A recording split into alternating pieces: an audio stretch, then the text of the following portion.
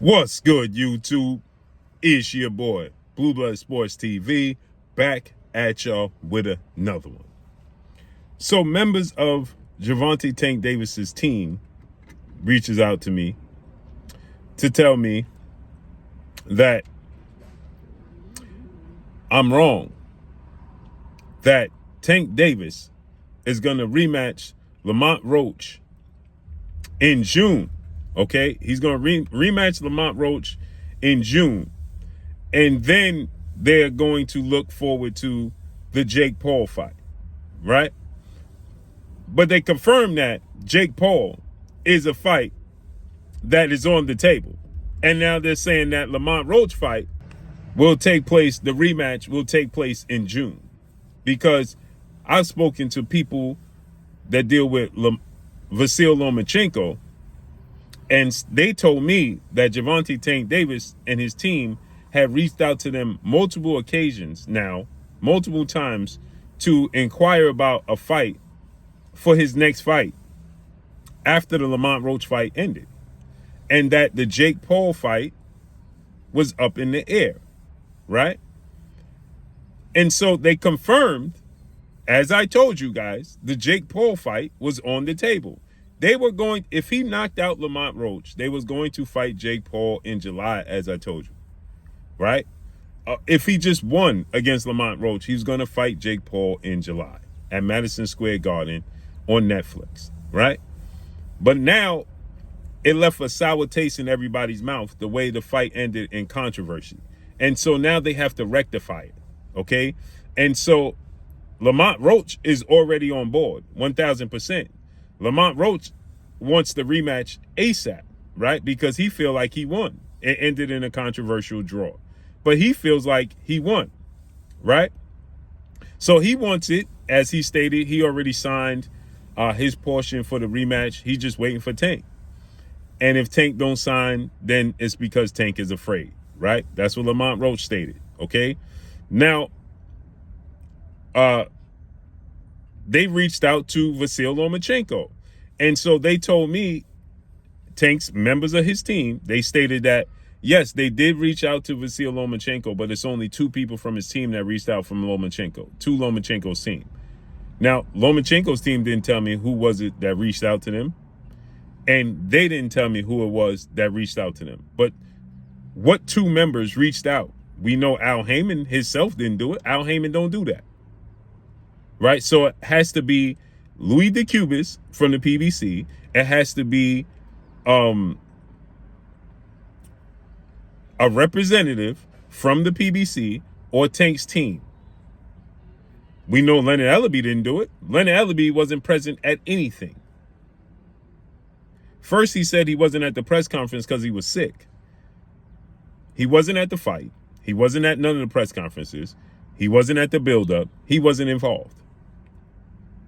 We know Al Heyman didn't do it, so it has to be Louis DeCubis or Tom Brown, TGB, Tom Brown Promotions.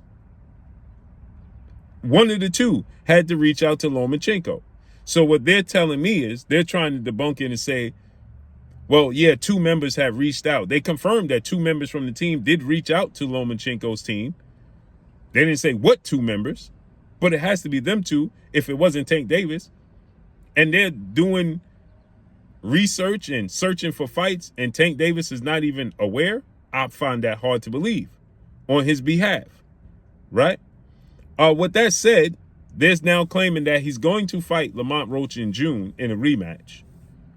And then he's going to pursue the Jake Paul fight because, as they're trying to convince me, it's for a massive amount of money. I have no problem with Tank Davis feeding his family. Zero problem with him feeding his family. Zero problem with him fighting Jake Paul on Netflix. I have no problem with it. The problem I have with him doing it is because he contradicted himself and he tried to throw shade at the likes of Terrence Bud Crawford and saying that Terrence Crawford jumping up 2 weight classes to fight Canelo was simply a money grab and not for legacy. But he stated he couldn't go above, he's a natural 130-pounder that is going to go down to, that campaigns at 135, right? And he's not comfortable fighting at 140. But Jake Paul last fight was at 225 pounds. He weighed in at 224 pounds, a heavyweight. How much weight do you think Jake Paul is actually going to cut?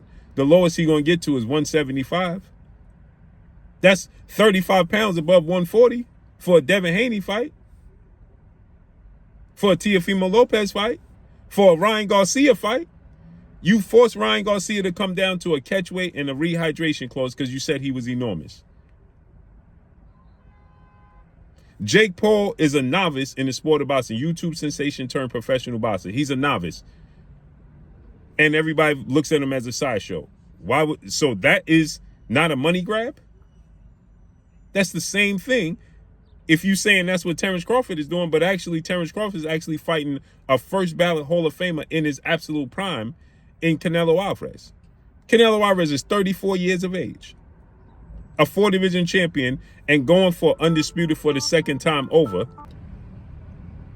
So Canelo Alvarez will be a 2-time undisputed champion and a 4-division champion at 34 in the prime of his career.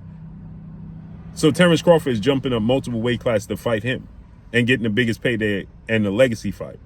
You're fighting a YouTube sensation. It don't come close. And you had a controversial draw with a guy that opened up as a 25-1 underdog and then ended up as a 15-1 underdog by the time the fight took place. Make it make sense. We know what it is, as I said. But that's all I got for y'all, man. So his team reached out to me to tell me now I'm wrong. He's not fighting Lomachenko. He's going to rematch Roach in June. So let's see how this unfolds and plays out. But that's all I got for y'all. Follow me on Instagram at Blue Blood Sports TV, all one word. I'm gone. Peace.